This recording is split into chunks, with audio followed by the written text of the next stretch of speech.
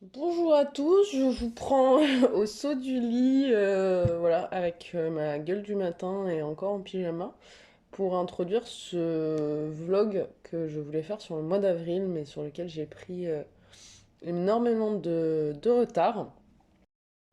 C'est la moi du montage. Et bien, je viens de me rendre compte que du coup, sur toutes les vidéos que j'ai faites en avril, tout est flou. Voilà, la mise au point m'a abandonné. Du coup, bah, bienvenue dans une vidéo floue. Hein. Voilà.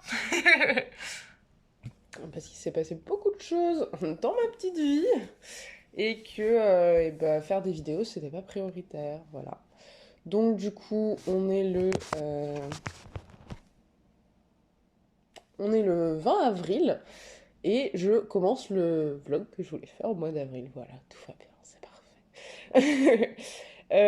Du coup, au mois d'avril, pour vous faire un petit récap de mes lectures, je lis depuis le début du mois d'avril, voire même la fin du mois de mars, je pense, À l'ombre des jeunes filles en fleurs de Marcel Proust.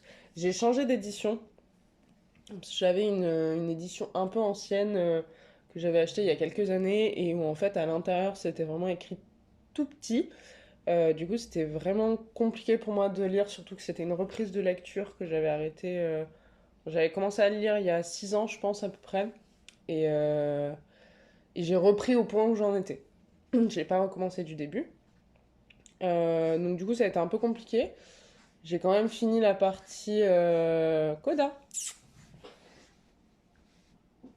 C'est mon chat qui fait Coda.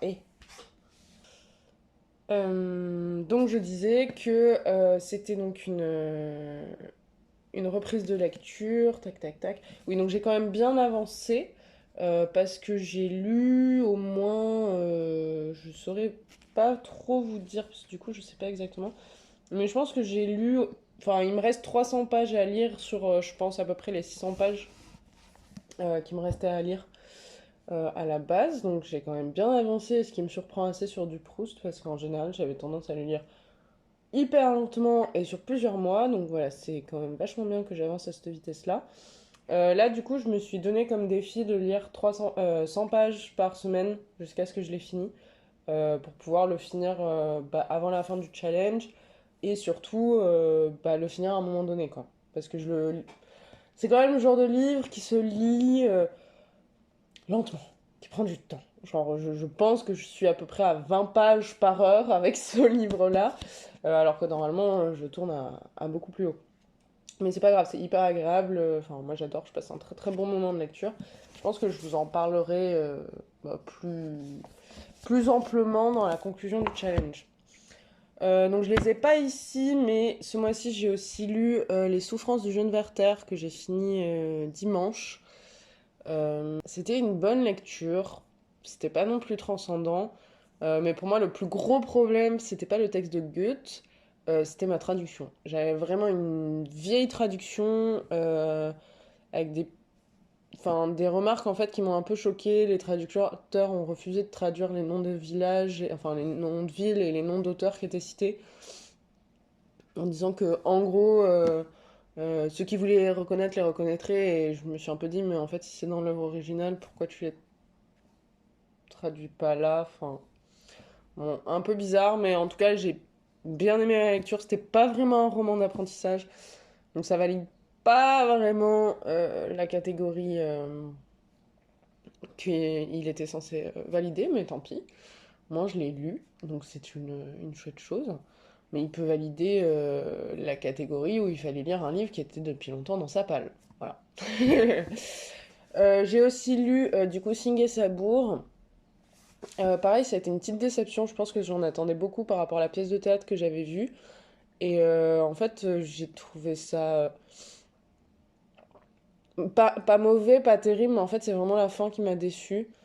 Après toute bah, tout ce récit sur un vécu de femme hyper dur et tout, ben la fin est vraiment décevante. Donc, enfin, j'avais vraiment envie d'autre chose en fin, donc voilà, ça m'a un peu presque gâché ma lecture.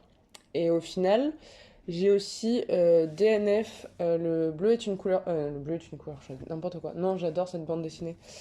Non, j'ai DNF bleu presque transparent de Ryu Murakami, qui du coup raconte, enfin suit la vie de plusieurs jeunes adultes dans le Japon des années 70, je pense. Mais le Japon un peu sombre, le Tokyo de la drogue, du sexe et de l'alcool. Dit comme ça, moi, ça me plaisait, enfin l'idée me plaisait, mais en fait c'est vraiment... on est face à une écriture hyper médicale et du coup lire Requiem for a Dream sans l'aspect émotionnel et on s'attache pas du tout au personnage, moi j'en vois pas l'intérêt. Du coup j'ai vraiment arrêté de le lire au bout d'une vingtaine de pages parce que lire des descriptions hyper précises de comment ils se piquent à l'héroïne, comment ils font des orgies et comment ils prennent des pilules, ça m'intéresse pas quoi. Genre, enfin, dans ce cas-là, je vais lire des comptes rendus médicaux quoi. Donc voilà. J'ai plus de batterie sur la caméra, du coup, je vous reprends plus tard.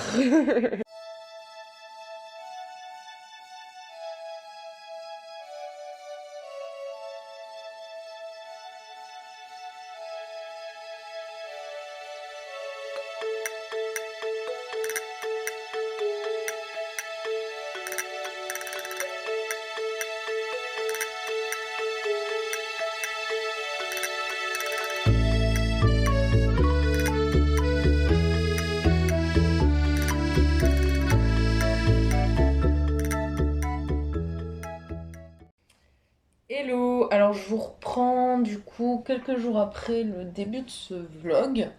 Donc entre-temps, j'ai été en vacances. Enfin, j'ai eu le début de mes vacances. Et du coup, j'ai eu le temps de lire un petit peu. Donc voilà, je voulais vous parler des lectures que j'avais encore en cours et puis des quelques achats que j'avais faits. Et voilà. Donc au niveau de mes lectures en cours, j'avais Proust.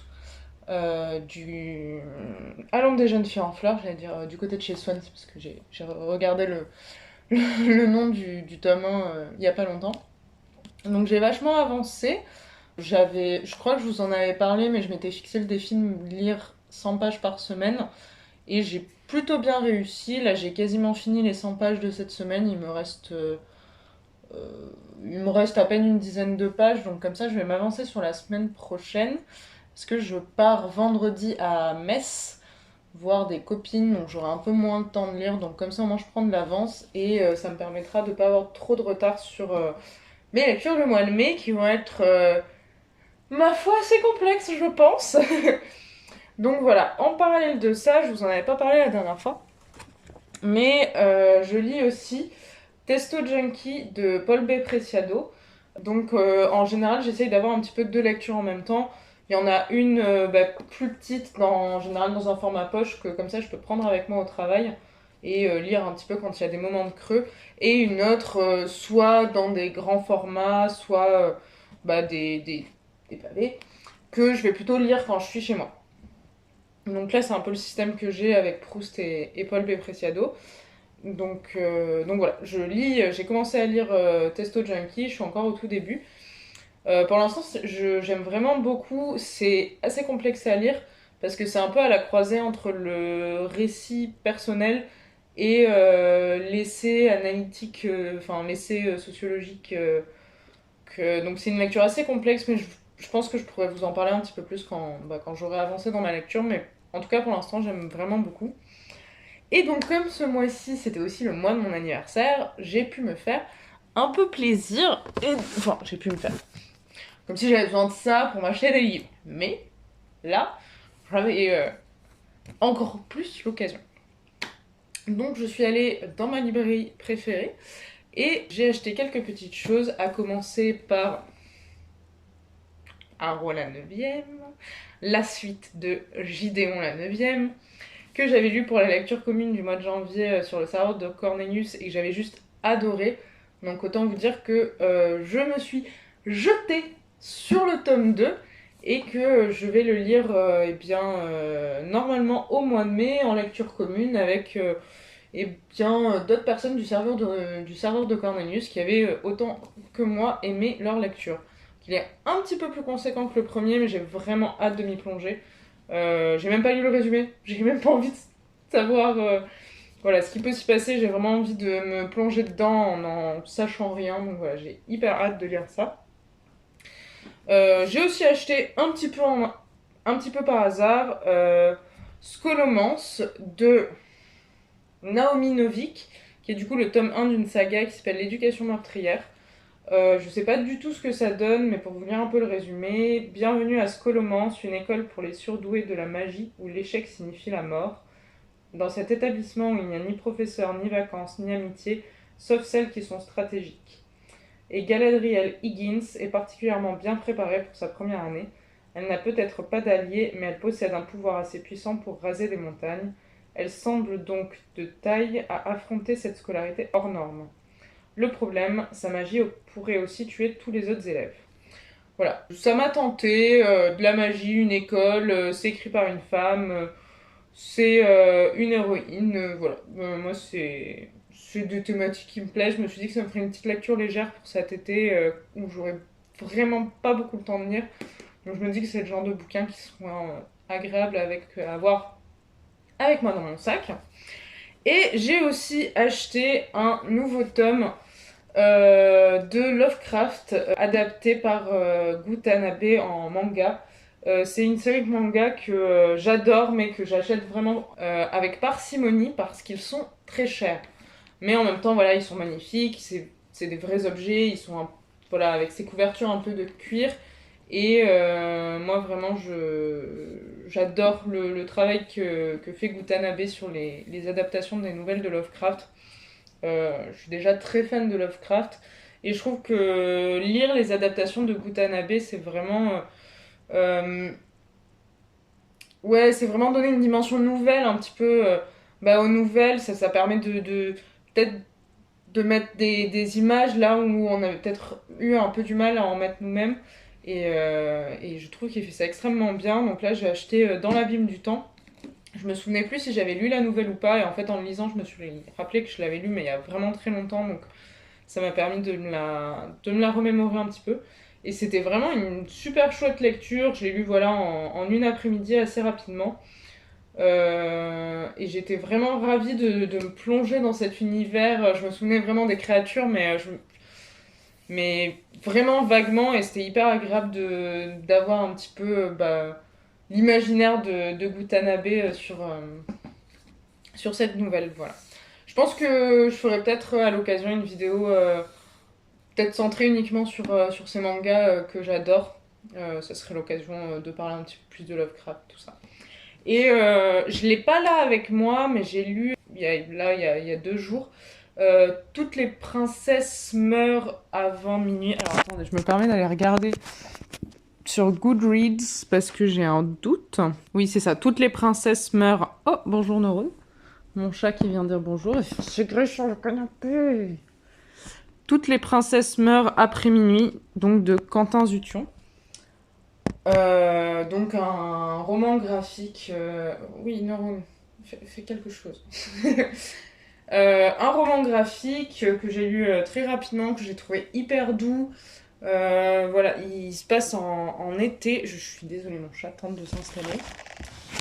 Il se passe en été, donc c'était hyper agréable. Il y avait ce côté où déjà on rentrait un petit peu dans l'été et je trouve que ça fait du bien. Là, on est au printemps, donc voilà, ça fait du bien et vraiment très doux sur l'homosexualité, le cocon familial. Donc voilà, vraiment une lecture très agréable.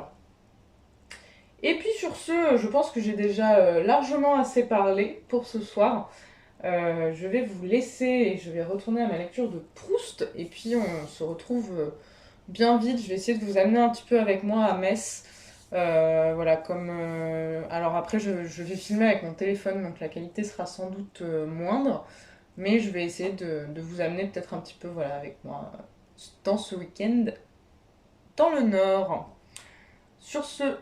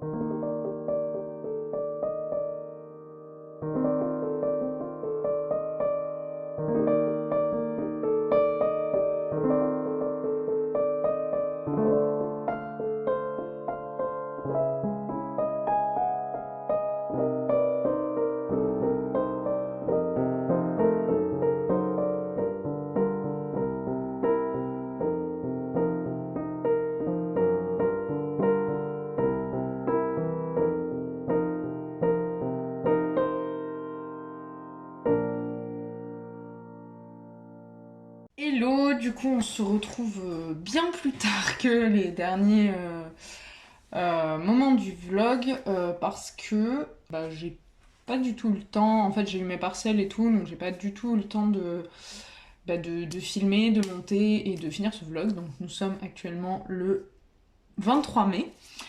Et voilà, je viens conclure ce vlog. Donc entre-temps, j'ai fini de lire Proust. C'était une très bonne lecture, j'ai passé un excellent moment.